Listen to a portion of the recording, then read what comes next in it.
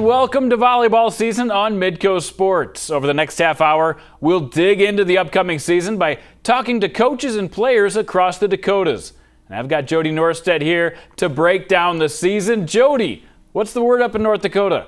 Yeah, Jandy, we'll get to it a little bit later, but it was a good fall season to be a Bismarck Century or a Linton HMB fan last year. They won the football state titles, and then both schools also won the volleyball state titles. And the bad news for the rest of the state in volleyball is that both those teams are going to be really good again. So I'll be chatting about the strength of those two teams, the Lions and the Patriots. Plus, I'll have a sit-down interview with a West Fargo standout senior that's already committed to play Division I volleyball next year.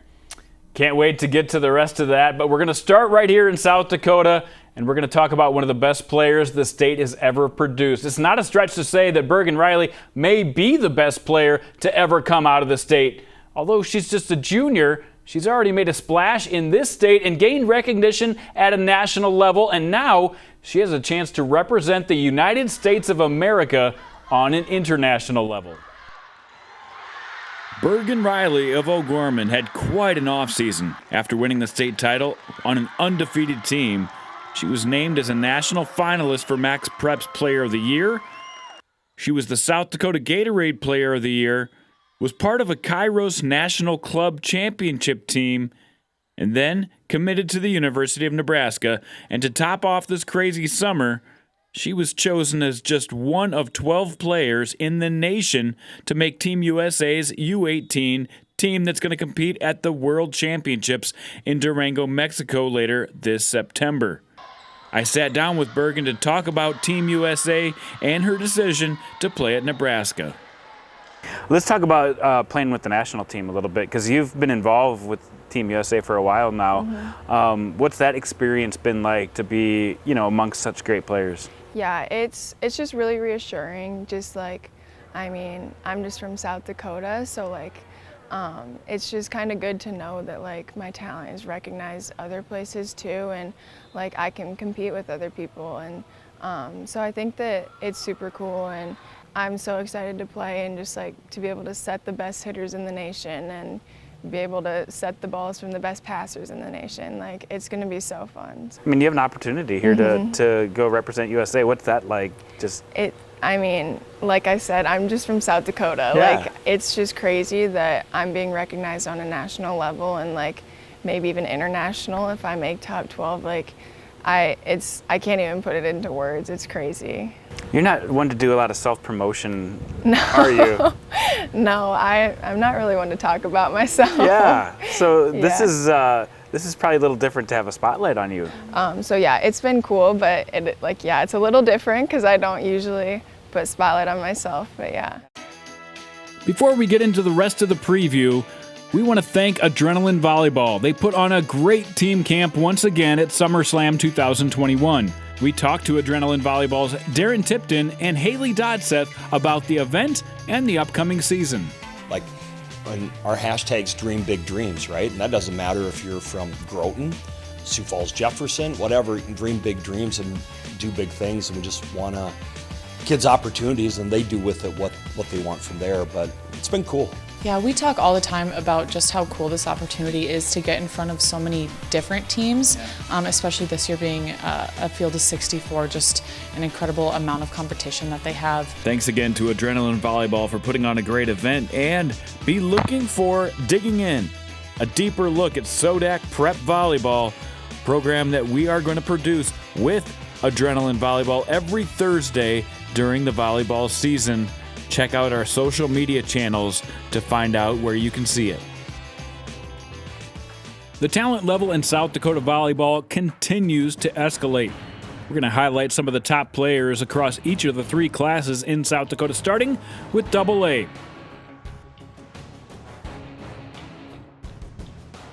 More top talent in Class A.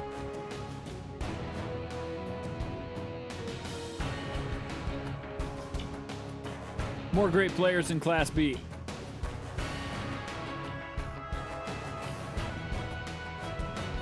Stay with us. When we come back, we'll talk about some of the top teams in all the classes of South Dakota. The High School Volleyball Preview Show on on Midco Sports is presented by Farmers Union Insurance and Avera Orthopedics.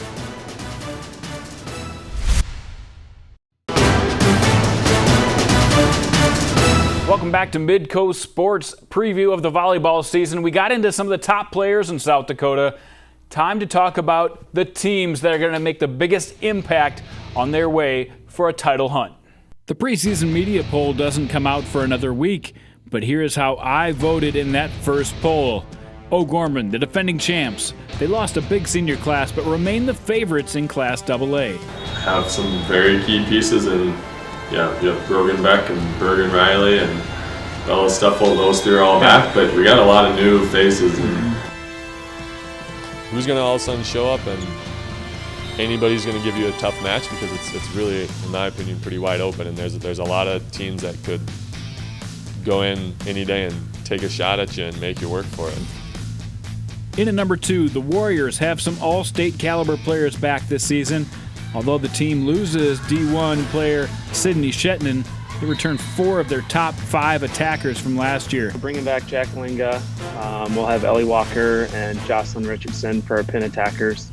And then Shelby Kinzer played towards the end of the season as well, and had some playing time the year before as a sophomore. And then we're bringing back our libero, Jaden Shetman. Watertown's in at number 3. When I talk to coaches around the state, they all expect Watertown to have a strong team despite their lack of experience. Head coach Rosemary Bellum is ready for the challenge. In at number 4, Sioux Falls Roosevelt. The Riders continued to show growth throughout last season. They're led by setter Liz Denovan, right side Maya Vanderbeck, and their outside hitter Abby Ward. At number 5, Harrisburg. Their head coach Ronette Costain can't wait to see how this team achieves their goals. We do have some talent. We have some young talent coming in, so it's going to be a great combination of experience and young hunger. Determined, they want it, they've been hungry for this, and this group is not going to back down. There's more than 5 good teams in this class. Brandon Valley had a great year, made it all the way to state last year, and hope to build off that with a very deep roster. 4 returning starting seniors, so Hannah Parliament, Cassie Ellingson, Liz Kopp, and Taylor Steeman. And so they bring a lot of experience because they all played a lot last year. They were starters. Pierre could be the surprise team. They played very well at the SummerSlam team camp. They've got a scrappy team with a lot of potential and a powerful outside hitter. Huron made a championship appearance last year, but they have a new head coach in Joshua Lean, but expectations remain high. Let's move to Class A. No surprise who's in at number 1. 9 state titles in 11 years. That's the kind of on-court success Sioux Falls Christian has had in the last decade. They graduated 4 seniors, including Player of the Year Abby Glanzer, but they promise to be strong once again with a strong front line that includes Kyla Van Donkersgood, Katie Van Egdom, and Sydney Timms. Dakota Valley was just a half step slower last year, making it all the way to the title game. This season, they returned several key pieces from that championship squad. Sophie Atchison is out due to an injury, but they have lots of returning talent that should be able to make them a contender. The Winter Warriors made a big push last year getting to the state tournament. They come in at number 3. Number 4 is Madison, a young team that will miss Abby Brooks in the middle, but have a lot of youth coming up ready to make an impact. And in at 5, Rapid City Christian. Olivia Kiefer, their outside hitter, has improved every year and goes into her junior campaign as one of the top players in the state. In Class B, it's pretty much been the same 3 teams hunting for a title for the last decade. This year, I think Warner will be the team to beat. They've been steadily improving and working their way back to a championship level since they won it all in 2018. This year, they have almost everyone back. Jennifer Amon led Warner with 4.3 kills per set last year, and Ava Nielsen, their sophomore setter, is one of the best in the state. Northwestern, the 2-time defending champs, reload once again. The Wildcats will have some brand new faces to go with Ella Haven and Brooklyn Halverson, who played significant minutes last year. Kind of figuring out, who's a role player and who wants the ball when the game's on the line. So it's kind of fun to see where they're headed. Number 3, the Chester area Lady Flyers. They've been one of the favorites every year in Class B with a great program under Gene Benson. Well, we're kind of a strange, eclectic mix of both, old returning veterans and some, younger, exciting players to watch. So, and those are kids who just didn't see a lot of varsity court time last year, but are coming into their own and are stepping up to be, Lady Flyers and be offensively productive for us as well. Bridgewater Emery had a junior-heavy team that had success last year, making it to the state tournament. They're led by Julia Weber, and they've vaulted themselves to become one of the elite teams in the state. Kimball, Whitelake, and Burke both have solid squads. Right now, I can't decide which of them should be ranked. The Wildcats had a good season last year. Burke should return to contention with junior Addison Indahl leading the way. When we come back, we'll set up Jody Norstedt to talk North Dakota high school volleyball. Stay with us. The High School Volleyball Preview Show on Midco Sports is presented by Farmers Union Insurance and Andera Orthopedics.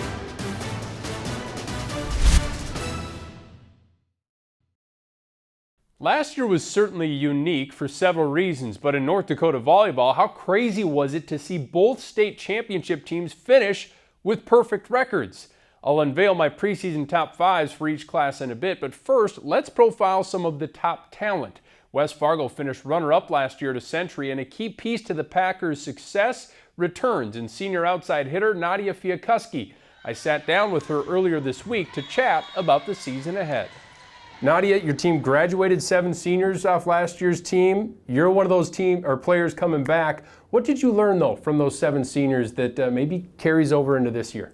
I think with having 7 seniors, you look up to them a lot to be the leaders and the voice of the team because there's so many of them. You don't really have to speak up, and even the ones, there's only 3 seniors this year and then a few under us, and it's kind of our turn to step up this year, and we've already seen that with the tournaments and league we've played in, us just stepping up a little bit more. Now, you've had a lot of success throughout your career. Last year, a big breakout season. What do you feel makes you tough to play against? I think my dedication to the sport, this sport, I've grown up loving it, and every single season, I've only gotten better since my freshman year, and even before that, during the off season, the summers, it's nonstop volleyball for me. And you've used that to your advantage. You're going to be going to play college volleyball at Texas A&M Corpus Christi, Division I volleyball. But how in the heck did Texas A&M Corpus Christi come to mind? Well, it's actually kind of weird. Me and my family were driving to Texas over Christmas, and I've never heard of it. And my parents offered to drive through just because. And as soon as I got there, I was like, oh my gosh, this is amazing. Who would not want to live here? You have the ocean and palm trees, and you can play volleyball. So I emailed the coaches, and it just kept going from there. They're amazing coaches. They always took a lot of time to talk to me and get to know me. I'm glad they took a lot of time to make me feel comfortable to be able to commit somewhere that's a 24-hour drive and completely different. But you'll have some family down there, it sounds yes. like. Who lives down there? My grandpa lives down there during the winter. That's pretty cool. Yes. When did you start dreaming about playing Division I volleyball? Honestly, before I can remember, my older sister went through the process, and I learned a lot from her. But I don't know. I just remember when I was young, I was I'm gonna play at the biggest, best college, and I'm not playing at the biggest, best college, but I'm playing at a D1 school, and that's been my dream forever. So it was really emotional for me to say that. I kind of kept it all to myself. I was very just internally thinking. I didn't like to talk to my family about it even because it was just a decision I had to make for myself. So I kept it to myself, and being able to tell everyone and that dream actually coming true, it's just, I don't know, it's amazing. That is amazing. And Nadia, appreciate you joining us here, and we wish you and the Packers all the luck this season. Thank you. Fiakusky is an obvious choice to be among my top 10 players to watch in Class A. She leads this list off. Century's Macy Fridgen played against her in the state championship last year. The 6'2 senior is a middle that puts up a huge block and should become more of a force offensively this year for the Patriots. Mandan's Piper Harris was a first-team All-State selection last year as a junior. The senior libero led the WDA by averaging over 23 digs per match. Jamestown needs to replace some big-time production after the graduation of standouts Grace Hegerly and Ella Roldson. I expect middle hitter and phenomenal senior athlete Annie Knobway to play a huger role. Coaches have earmarked her as a player they'll have to game plan for.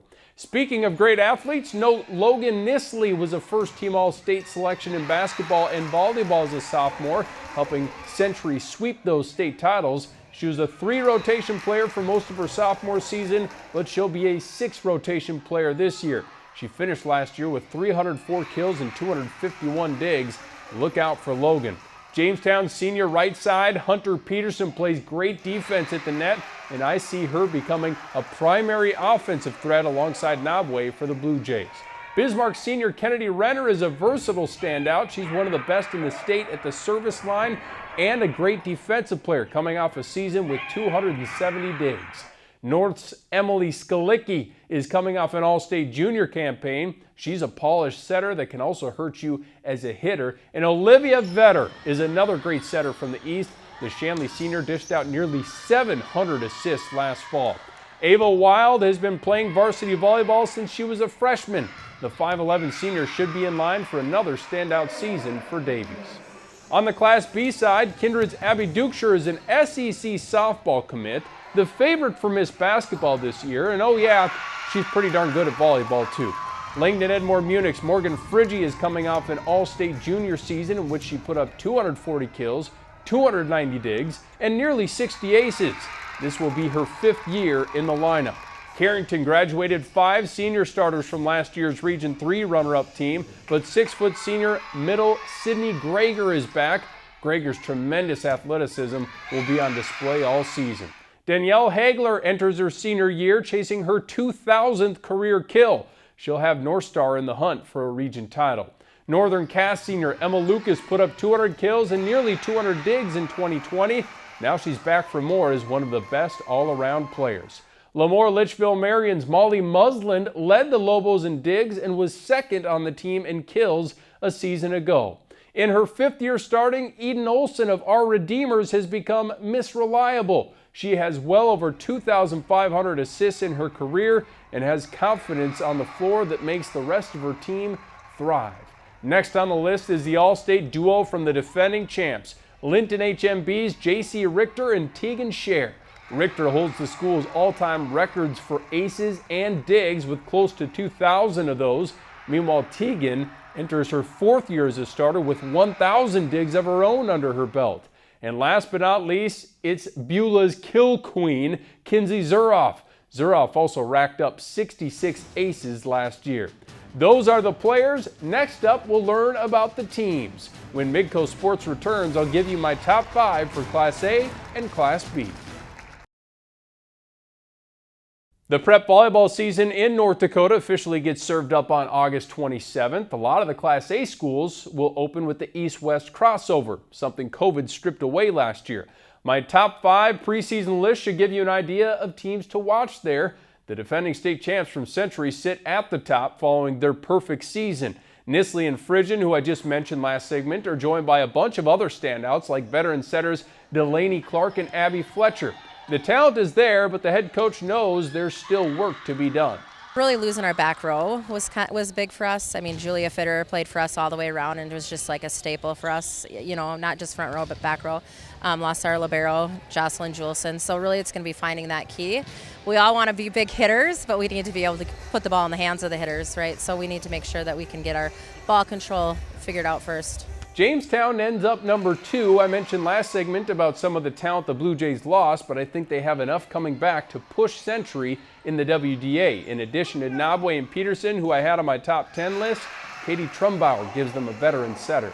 West Fargo is at 3. The Packers graduated 7 seniors but have strong frontline talent in Fiakusky and junior Chloe Fowl. I expect them to be the top team in the East, followed by Davies, who checks in at number 4. The Eagles aren't the same veteran team they were a couple of years ago when they won state, but I think they'll be dangerous come November. Finally, at 5, it's Bismarck. The Demons finished last year strong with a young team, and now they'll boast one of the most experienced rosters in this state. To Class B, reigning champ Linton HMB is a no-brainer. The Lions were 25-0 last year and returned virtually their entire roster, led by Richter and Cher, the all-state picks. This team will be a nightmare to play against, and head coach Jamie Richter is excited about her group. My serve receivers have been starting for 4 years now, so they all three came back. So serve, receive, and passing is definitely my strength, and same thing in the back row. Defense blocking was our weakness. It's always been our weakness. For our tallest girls, 5'9", so that can tell you why it is our weakness, but they play hard, and blocking was a big strength for us at the state tournament last year. At number 2, give me the state champs from 2 years ago, Langdon Edmore Munich. The Cardinals returned some key pieces from last year's runner-up team, including hitters Morgan Frigge and sophomore Cora Bading. Rich Olson's program is a well-oiled machine. Senior hitter Maya Krogstad will lead an inexperienced Thompson team that I expect will get better and better. A lot of these young ladies have been waiting their turn to add to the Tommies' great volleyball legacy. Northern Cass only has 3 returning starters, but they were pretty darn good last year. Seniors Emma Lucas and Abby Richmond, along with powerhouse junior hitter Hallie Crockett, will lead the way for the Jaguars. Our Redeemers comes in at 5 thanks to a veteran group led by 5th-year setter Eden Olson. I see the Knights making it back to state for an 8th consecutive season. Now you have your top 5, and for some coaches, it'll end up being bulletin board material. When we come back, we'll wrap things up on high school preview night here on Midco Sports. Welcome back. We hope you enjoyed our high school preview night here on Midco Sports. Here's to hoping this fall will feel a lot more normal than last season. I know we're excited to be out on the courts and fields again to cover the teams and players that you love. Make sure to follow all of our social media channels to get the latest news on high school sports in the Dakotas. For Jason Andera, I'm Jody Norstedt. Thanks for watching, everyone, and have a great night.